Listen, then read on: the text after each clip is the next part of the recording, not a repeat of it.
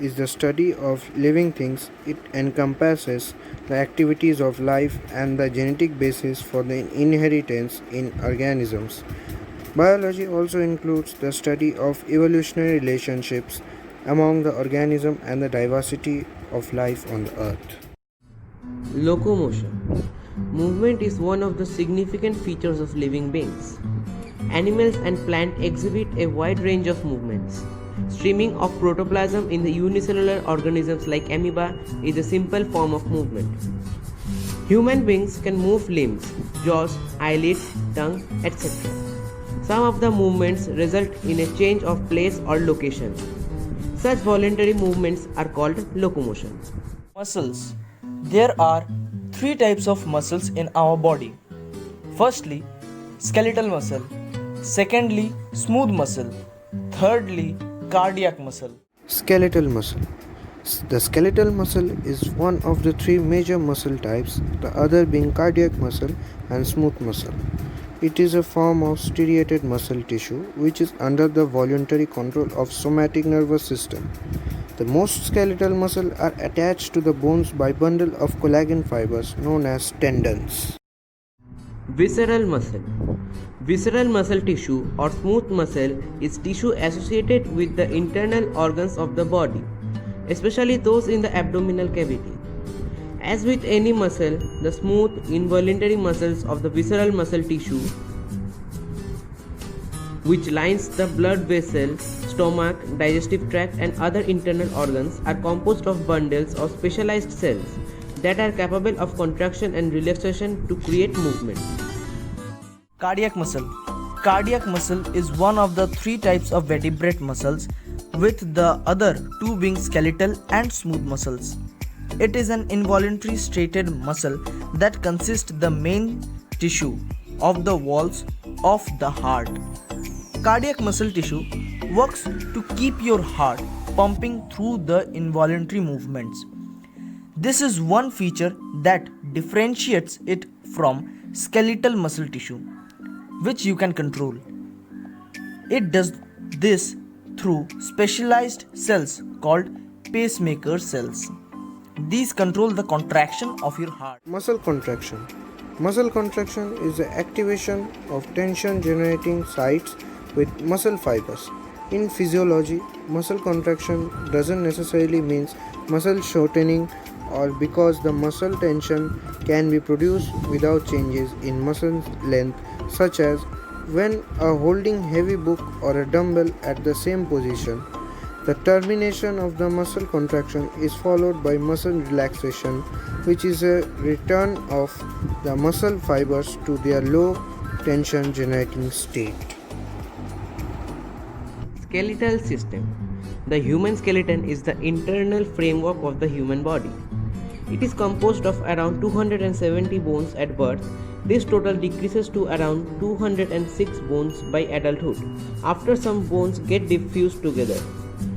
The bone mass in the skeleton reaches maximum density around the age of 21. The human skeleton can be divided into the axial skeleton and the appendicular skeleton. The axial skeleton is formed by the vertebral column, the ribcage, the skull, and other associated bones. The perpendicular skeleton, which is attached to the axial skeleton, is formed by the shoulder girdle, the pelvic girdle, and the bones of the upper and lower limbs. Human skeleton.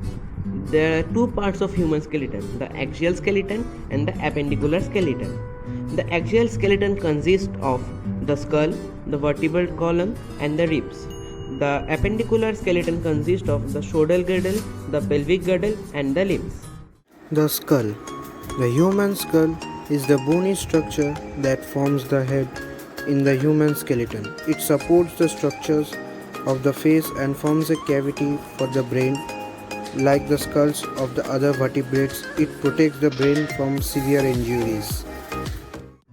Vertebral column. The vertebral column, also known as the backbone or spine, is part of the axial skeleton.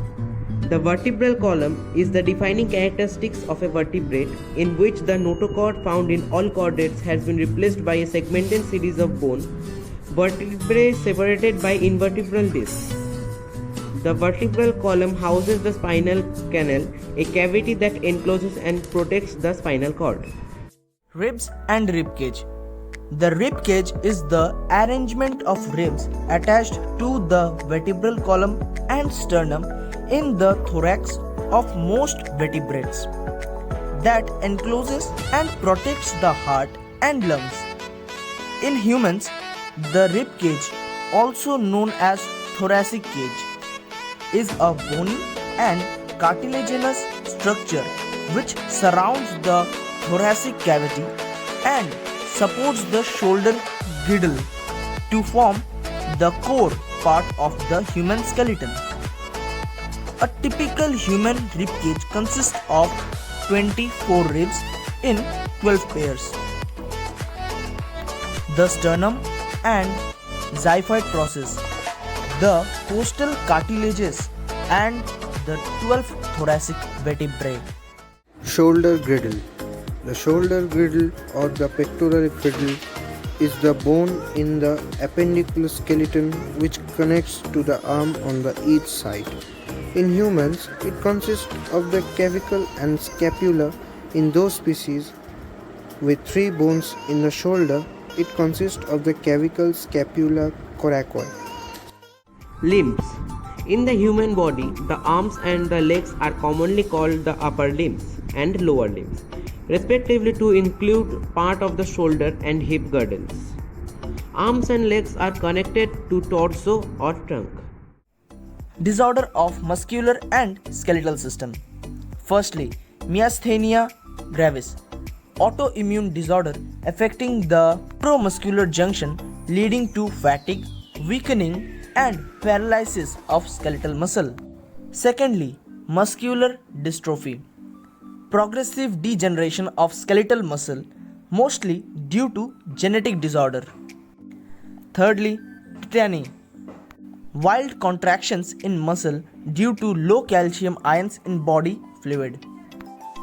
Fourth, gout, inflammation of joints due to accumulation of uric acid crystals.